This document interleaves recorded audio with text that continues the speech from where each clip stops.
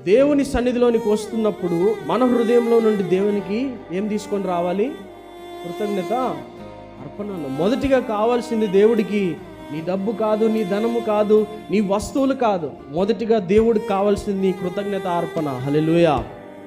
నీ అర్పణ దేవుడికి ప్రాముఖ్యం.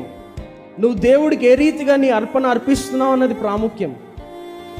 దేవుడికి కావాల్సింది నీ డబ్బు కాదు, నీ ధనము కాదు, నీ యొక్క ఆస్తిపాస్తులు కాదు. దేవుడికి మొదటిగా కావాల్సింది నీ జీవితం. హల్లెలూయా. దేవుడు నిన్ను సృష్టించాడు, ఆయన నిన్ను కోరుకున్నాడు, తన పోలికలో చేసుకున్నాడు.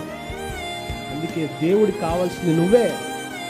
God wants your life in his church. దేవుని సన్నిధిలో దేవుడికి నీ జీవితం కావాలి, కానీ నీకున్నవి అన్ని అనవసరం. అందుకే కీర్తనకారుడు అంటున్నాడు, కృతజ్ఞతార్పణలు చెల్లించి ఆయన గుమ్మములలో ప్రవేశించుడి.